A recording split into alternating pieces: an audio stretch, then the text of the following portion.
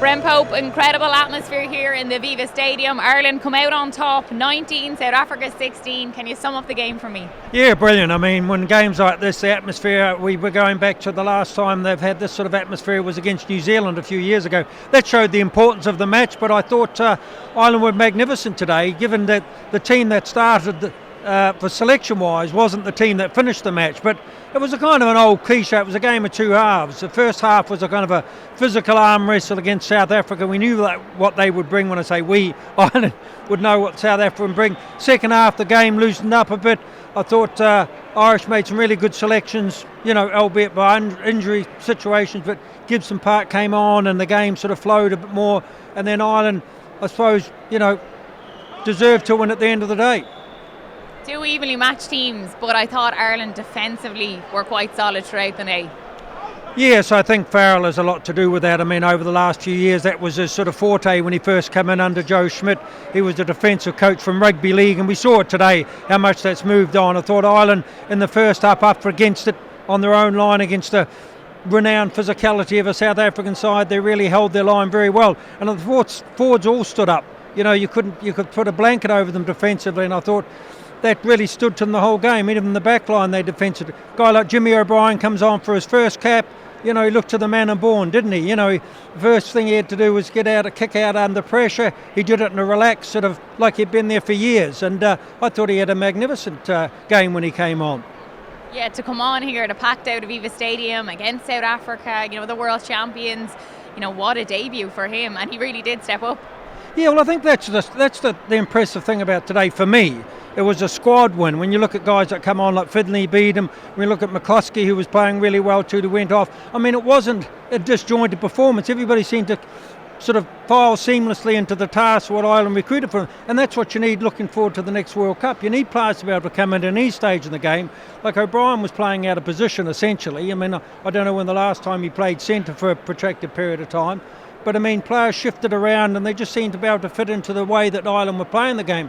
Ireland always looked the more creative side, I'd have to say. I don't think South Africa brought much in the way of back play, but they brought this physicality we know they could bring. So that's still an ask for the next World Cup because they'll get better in that regard. But, I mean, the way that Ireland stood up was, say, defensive in the first half and then kind of increased that creativity in the second half, was brilliant.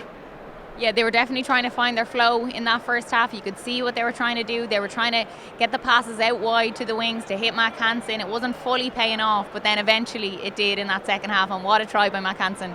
Yeah, absolutely. A team try, wasn't it? I mean, all started with, I think, Caelan Doris flicked the ball back in his athleticism. I thought he was another one that had a magnificent game. But, yeah, you could see what Ireland were trying to do in the first half, and they were trying to get the ball out wide because that's where the space was against South Africa. That's always where the space is against South Africa. But and it just didn't come off at time. But it was only inches. You could see what they were trying to do. Johnny Sexton get the ball, miss passes or whatever to get it out to the likes of Hansen and Balakoon. And that they managed to do that in the second half. And that try by Hansen was a team try from the halfway line. And I mean, I think that would have been the greatest moment in the match because it was a team created, sort of a try created. The team went through 5 or 6 pairs of hands.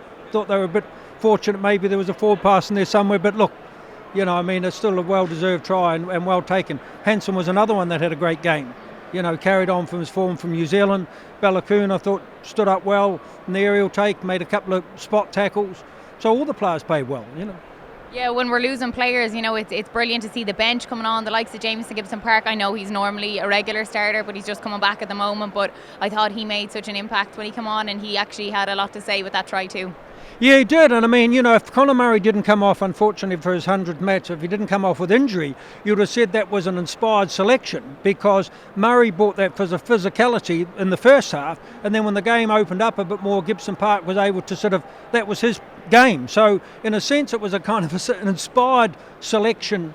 If it was, I think it was for injury. So, they might not have taken Conor Murray off otherwise on his 100th match. But, I mean, it turned out to be inspired. And Gibson-Park gave him more freedom. I think Jimmy O'Brien, McCluskey did so well in the first, but when he was on in that physical game, and then Jimmy O'Brien came over and brought the creativity to it. So, in those regards, all the selections came on at the right time and made a difference.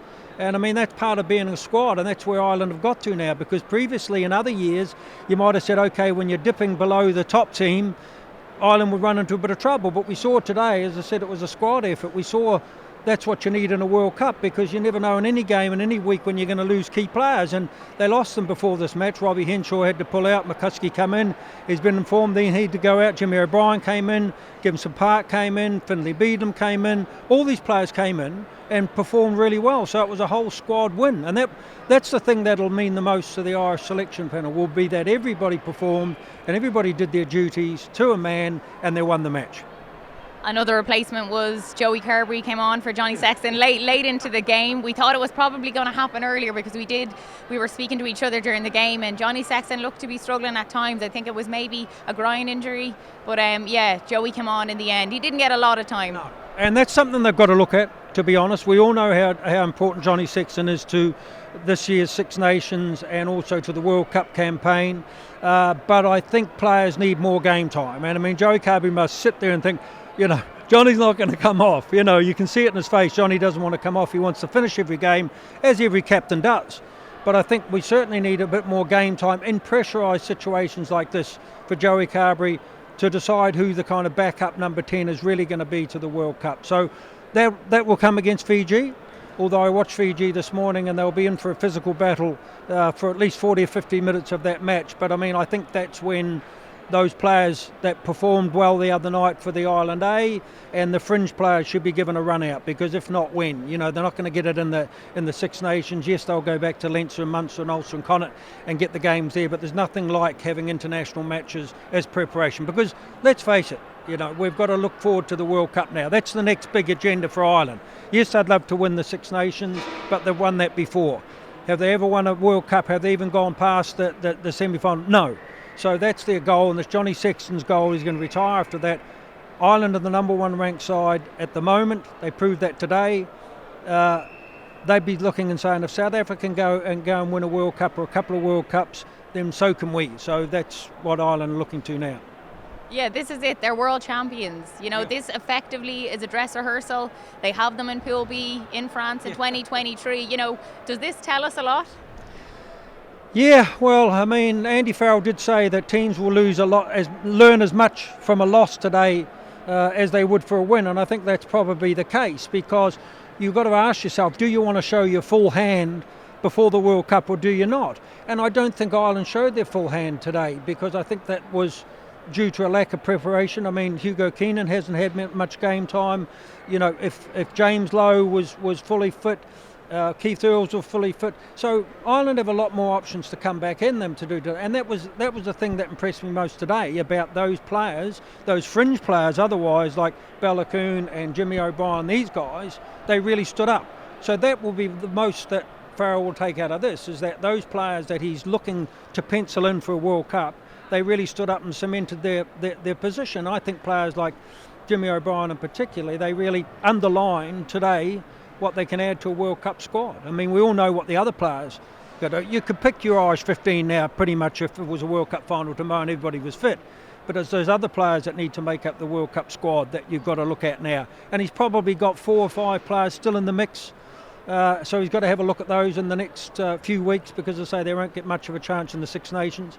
I mean, if games like that in the World Cup, bring it on, because Ireland's reward for either topping their group or coming second is a game against France or the All Blacks. So, it's a tough group to get out of, and it's a tough group even from the quarterfinals. So, but Ireland are the number one ranked side in the world, and I mean, since I've been over here, I know they had it in 2019, but I mean, my God, how far Irish rugby has come in those years. To be the number one ranked rugby side in the world, and rugby's not even your main sport.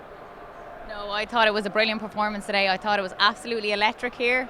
I was thinking back to when have I felt an atmosphere like this in the Aviva, and I think maybe the All Blacks last year was probably a similar vibe, but edge of the seat stuff, and that's what we want. That's a bit of greed too, isn't it? I mean, that for us to be sitting there thinking, when was the last time Ireland lost a match? You try to create all rugby unions around the world, all countries try to create a fortress at home first, and Ireland have done that. When you've got to go searching back your you went in, and I still couldn't find it. So maybe somebody in there can bring it. I think it was probably France a couple of years ago. But they've created a fortress here, and they just don't want to. They don't want to lose. Then to go away to New Zealand, I was at those matches to win away in New Zealand. Wow, what a year it's been for Irish rugby. And I mean, if they can just take that to the next level at a World Cup, because that's often like a team being judged, it's their Olympics. It's the Olympics of rugby, and you can have all the world titles as an athlete that you like, but what you want is the Olympic gold. So what Ireland really, I don't want to be talking up the World Cup far too early, because people turn around and say, oh, let's get through the Six Nations first.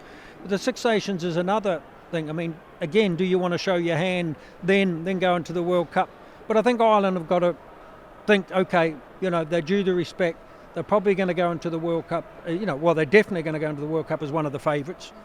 It's just whether they can get over a kind of a wounded New Zealand or a wounded France at the quarter-final stage. Because I think, not taking anything away from Scotland, but you'd have to presume that Ireland and South Africa will get out of their group. And I say then it's who they play. But I mean, next game's first, as all coaches would say, worry about Fiji next. But I'd like to see wholesale changes for Fiji. I think some of those players got pretty bruised and battered there today, so they've got to have a bit of recovery period time. I think McCluskey's and that's injuries, and Conor Murray looked like they were quite badly injured.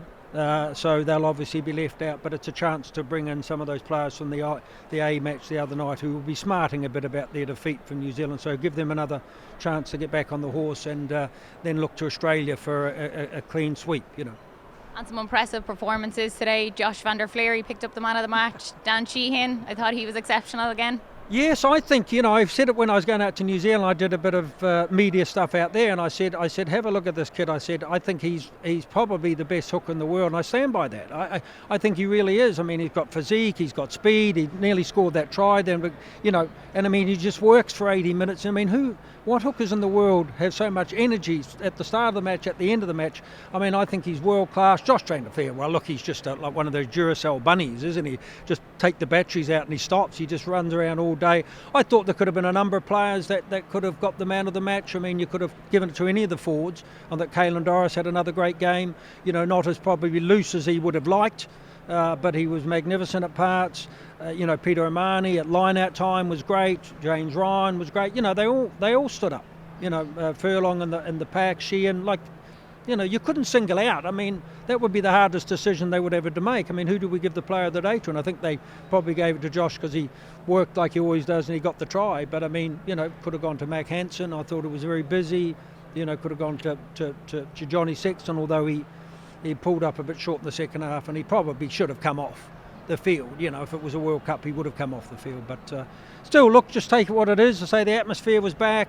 The crowd was singing Fields of Athenry from about half-time on. There was no Mexican waves. Everybody was staying around to congratulate the players after the thing. So rugby is back. Thanks Well, so not much for left, really. I mean, but rugby is back as far as the atmosphere, because and the other matches you had people complain and say, there wasn't as much atmosphere. Yeah. And it's a bit out of expectations, a bit agreed. People are coming here now to see Ireland go up against the world champions and saying, yeah, we can win this match.